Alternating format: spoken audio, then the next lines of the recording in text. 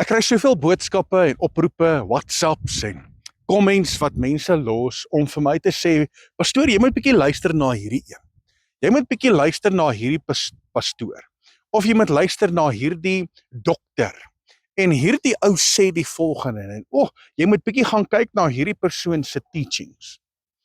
Dan kyk ek en ek doen ondersoek in daardie persoon se lewe, dan kom ek agter maar hier's 'n groot probleem. Hier's 'n groot probleem. Want ons as ware gelowiges moet begin om 'n besluit te maak.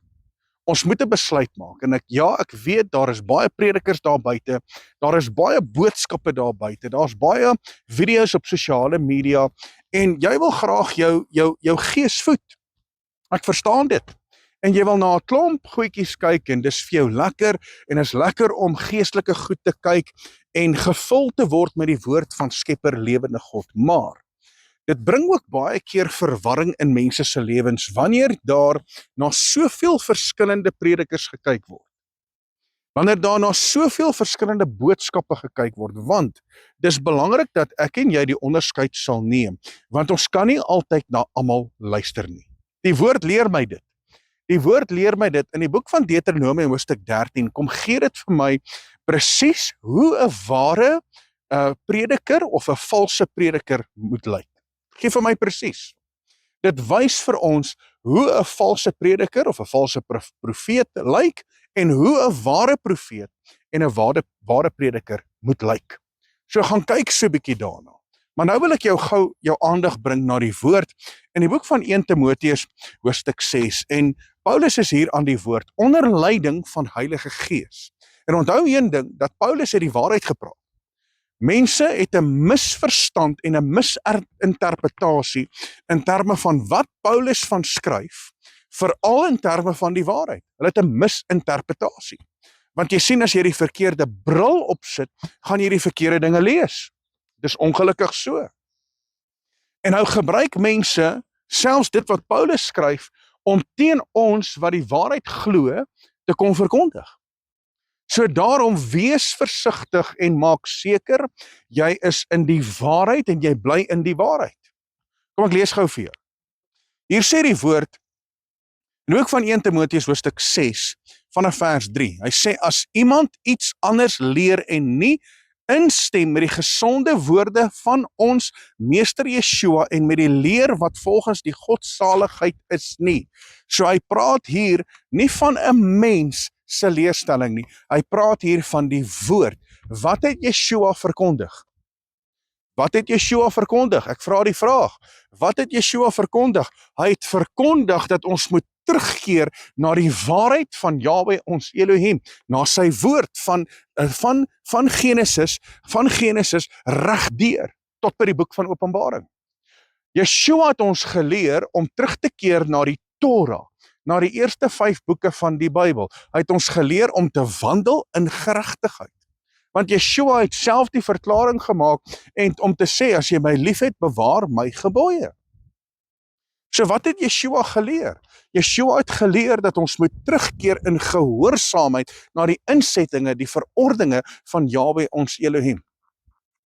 So dis wat Yeshua geleer het. Yeshua het nie 'n nuwe geloof ontwikkel nie. Yeshua het nie Christendom kom ontwerp nie. Hy het nie 'n nuwe geloof kon ontwikkel nie. Hy het eintlik homself kom openbaar om te sê, ouens, dis die ou verbond vernuwe deur my bloed. Wandel hierin. Wandel hierin.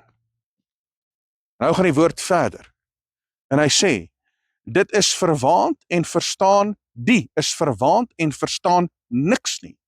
Maar het sieklike sug en twisvra, woordestryd, waaruit ontstaan afguns, twis, lasterling, bose agterdog, nuttelose stryery van mense wat verdorwe is in hulle verstand en van die waarheid beroof is en dink dat die godsaligheid winsgewend is, onttrek jou ook van sulke mense, onttrek jou aan sulke mense. Hier sê die woord, dat ek kan nie betrokke wees met mense wat nie hou by die woord van Yahweh nie.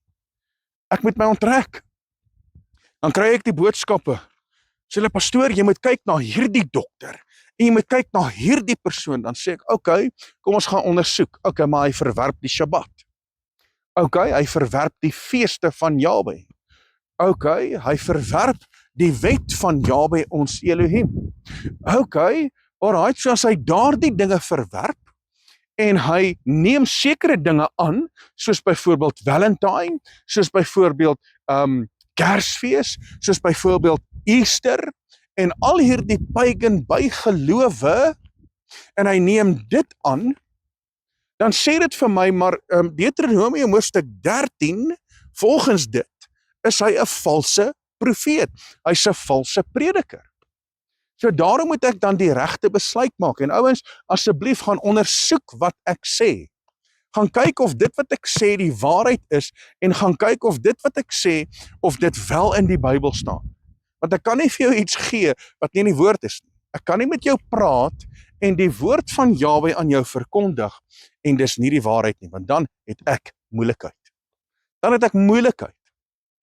So, wees versigtig. Die woord sê, onttrek jou van sulke mense af. Kry hierdie mense uit jou lewe uit. En ek weet, ons wil ons lewe voed. En daar was 'n tyd gewees waar ek na baie mense gekyk het, en ek het sekere mentors gehad, en ek het opgekyk na mense, en dan kyk ek na hulle op sosiale media, dan sien ek, maar hier staan 'n kersboom op hulle platform. Okay, maar hulle is nou besig met dit, en hulle openlik verkondig hulle die verkeerde goed, en hulle sê dis okay, en is reg, en hulle leer hulle gemeente, so dan dink ek, maar ek kan nie. Ek moet my onttrek van dit af. Want jy sien, as ek bly daarna kyk, dan word 'n mens verwar, dan kom jy in 'n posisie van, okay, maar wat is nou die waarheid? Want hierdie ene sê dit, en daai ene sê dat. So wat is nou die waarheid? En daarom moet ons bly by die waarheid van Vader se woord. Ons moet bly by die woord van Skepper lewende God. Moenie 'n aanhanger van mense wees nie. Wees 'n aanhanger van die Skepper van hemel en aarde, en volg sy woord na. Wees 'n volger van Yeshua, sodat jy nie om die bos gelei sal word nie. Mense, dankie dat jy ingeskakel is, en dankie dat ek met jou kan gesels, en dat ek so 'n bietjie openlik en hard met jou kan gesels, reguit met jou kan gesels. En ek weet, jy vat dit met 'n goeie gesindheid, en 'n goeie hart, en dat dit 'n verandering sal kom bring in jou lewe. Nou ja, van my kant af, wees geseënd. Tot volgende keer. Shalom.